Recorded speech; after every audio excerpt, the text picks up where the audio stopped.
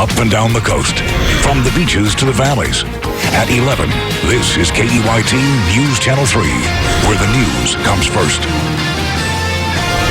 Good evening, everybody. I'm CJ Ward. Authorities in Orlando, Florida have completed the grim task of identifying all 49 murder victims from the nightclub massacre.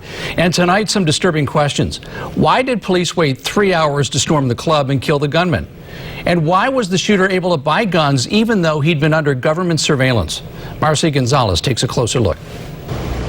Good evening. We learned today President Obama will travel here to Orlando Thursday to pay his respects, as so many others did at a massive vigil here tonight. Thousands in Orlando standing in solidarity. We know that love trumps hate. And paying tribute. Leroy Valentine Fernandez, Tevin Eugene Crosby. To the victims. Alejandro Barrios Martinez. All 49 people killed inside the Pulse nightclub early Sunday now identified. Their families getting the heartbreaking news as some of the survivors and their families share the horror that unfolded in those 3 hours of terror. He was there. Some of them were actually hiding underneath the dead bodies. The killer, Omar Mateen, pledging his allegiance to ISIS during the attack. The FBI raiding his home, now going through his digital records to figure out how he was radicalized. Though he was interviewed by the FBI 3 times for possible links to terror, he was not deemed a threat and allowed to buy the handgun and assault rifle used in the attack legally. I don't see anything in reviewing our work that our agents should have done differently. And ABC News has learned Mateen may have scouted other potential locations for his attack, including nearby Disney properties. Marcy Gonzalez, ABC News, Orlando. And the massacre happened at a gay nightclub in Orlando. Supporters of the gay community met in Santa Barbara tonight, and they're trying to process exactly what happened. News Channel 3's Tracy Laird joins us live with that part of the story. Tracy. CJ, parents, families, and friends of the LGBTQ community met here at the First United Methodist Church and talked about what happened in Orlando. I have skin in the game. I have a gay son.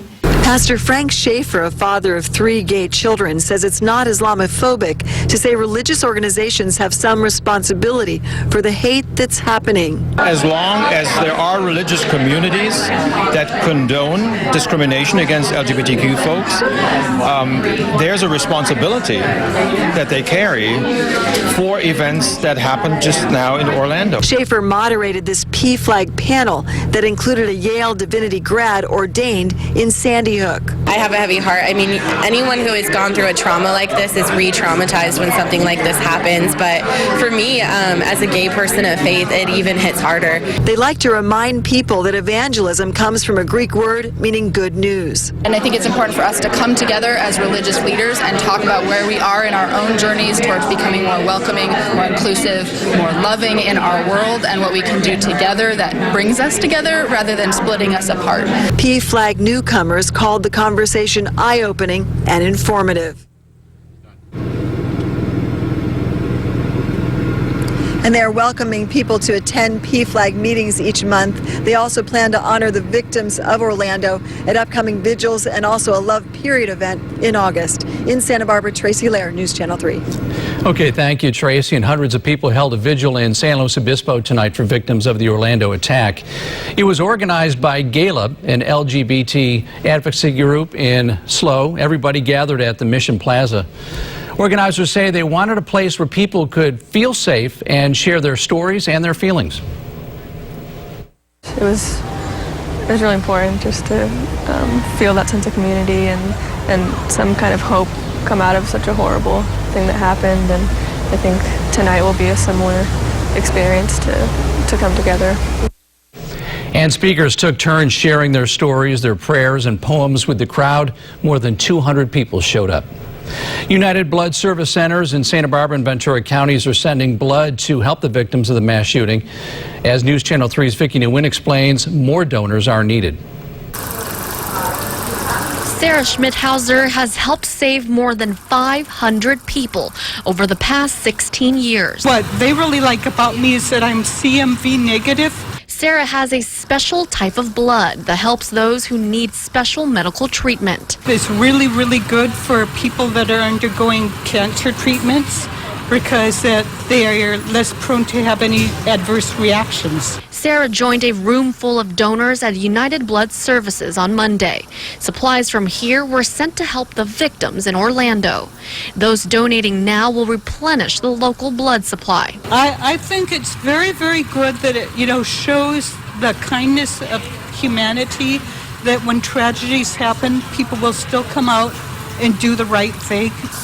Rick Harmon is one of those people. I think we're all connected. What happens over there happens here too. It affects us, and so I wanted to got to do something to help. Rick says he was touched by the tragedy and didn't mind sparing 30 minutes of his day. I figured this was a good start. I'm O negative, and on the news they were saying O negative is a universal type. So if you have O negative, go give. So okay.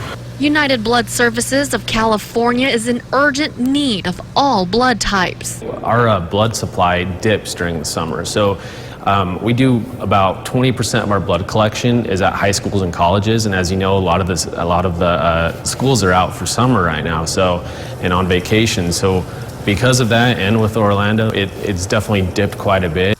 Vicki Nguyen, News Channel 3. And the President of the United States and the next president are weighing in on the Orlando massacre.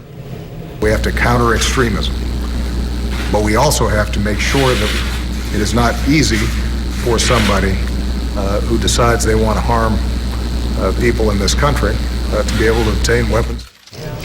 President Obama emerged from a meeting with his national security team cautioning against putting politics before policy in response to the massacre. He talked about the need to address both terrorism and gun violence. Presidential candidates Hillary Clinton and Donald Trump are presenting two drastically different approaches on counterterrorism and gun control. Bottom line is that the only reason the killer was in America in the first place was because we allowed his family to come here. We should be intensifying contacts in those communities, not scapegoating or isolating them. And Clinton says she supports the Democrats' bill to ban terror suspects from buying guns, while Trump says lives could have been saved if more people in the nightclub had guns. Messages of condolence and condemnation are coming in from all over the world. The bridge over Sydney Harbor lit up with rainbow colors overnight as messages of support span the world. Australians came together with candlelight vigils, and members of the LGBT community drew strength from one another. And I just feel incredibly sad about what's happened, and I felt like I needed to come together with my community. Show people that we are better than how they portray us, that we are better than how they perceive us. In Israel, the facade of Tel Aviv City Hall flashed in solidarity. Buckingham Palace says Queen Elizabeth sent a message to President Obama saying she and her husband are shocked by the events in Orlando. On a visit to China, German Chancellor Merkel said her country has a heavy heart over the hatred. And in Paris, rainbow banners flew alongside French and American flags. Still ahead on News Channel 3 at 11, a tragic weekend in Ventura County. 4 murders and a shooting, all within hours of each other. We'll have a recap. Hey, good Monday evening, everyone. I'm Chief Meteorologist Alan Rose. A nice and mild start to the week in Santa Barbara, but that is all going to change. Could be getting hot for us as we head throughout the week. I'll have those details when we come back. Live, CJ Ward, Chief Meteorologist Alan Rose, and Mike Land Sports. This is KEYT News Channel 3, where the news comes first.